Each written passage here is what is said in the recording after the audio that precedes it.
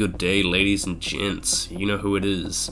Right after I uploaded my video, the official Just Cause 4 channel released a 20-minute gameplay video, so we get to break that down along with NerdCube's video. Without further ado, let's get right into it. Starting with NerdCube's video, he shows off the ability to pull things together really fast, which he calls the Power Yank. AI can be very expressive, as seen here. Rico aims up and down much better than he does in Just Cause 3.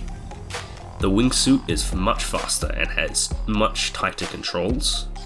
Enemies can chase you in APCs, and they can fire at you from jets, even if you're on the ground. Even the AA cannons that the rebels have are textured. The enemies have railed cannons, which fires after a brief moment of charging. The switch seat option is available in bombers for some reason. There's a new weaponized truck scene which has a large controllable cannon on the back, and during gameplay there was an orange engine light that lit up on the bottom right. Drones can appear if you have a heat level to attack you, and it is possible to outmaneuver a lightning strike if you're careful. Next up, from the 20-minute demo, you can see all the weather systems in the distance, regardless of how far away you are from them. The detailed LODs stream in from further away than in Just Cause 3. Rivers have currents depending on actual flow models. That the impure Just Cause style are fully physicalized, so they got currents and things can float on them according to proper fluid dynamics. We saw a lot of grapple customization options. The airlifters can alter the gas, the armor, the locomotion, the peak altitude, and the peak effect of the airlifter. Gas can choose between helium, explosive, and something else. Armor can choose between fragile, invulnerable to player, invulnerable to something else, and indestructible. Locomotion, you can choose either float, guided, or follow. Peak altitude, the only two options we saw were 10 meters and 15 meters. And peak effect, the only option we saw was hover. The booster customization options were burnout effect, direction, burnout time, acceleration, and orientation. We didn't see anything selected for burnout effect, but direction we saw never down. For burnout time we saw 2 seconds, 5 seconds, and 10 seconds, and for acceleration we saw slow, medium, and fast.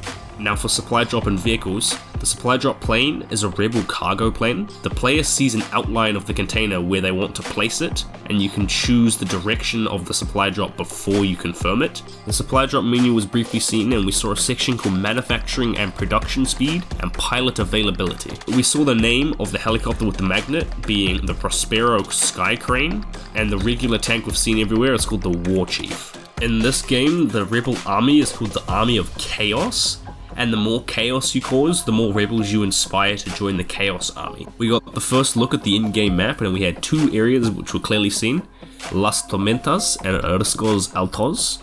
You guys can yell at me about pronouncing that wrong in the comments.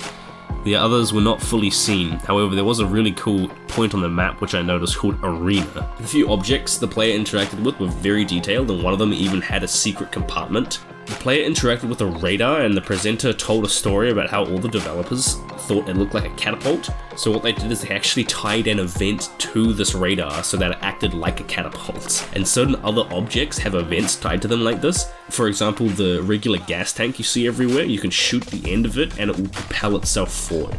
And Rico seemed to stunt jump on it when he actually grappled to it, which will make it easier to ride these things.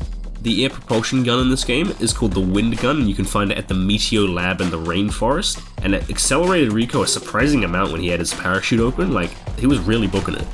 Icons at the top left of the screen indicate points of interest near the player.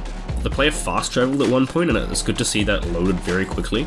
The bomber had this really cool optional camera where you can watch the bombs explode. Rico got a call from Sheldon when he was at the Meteor Labs, and Sheldon looked really cut up. And is it just me, or does it look like he's got a mohawk? The developer once again confirmed that every weapon has a secondary fire, and he confirmed that most of the time vehicles have some novelty or something new to discover, so not all vehicles have a really cool secondary use. That's it for today, ladies and gents. Comment below about what your favorite piece of news was. Subscribe for more content like this, and I'll see you guys in the next video. Peace.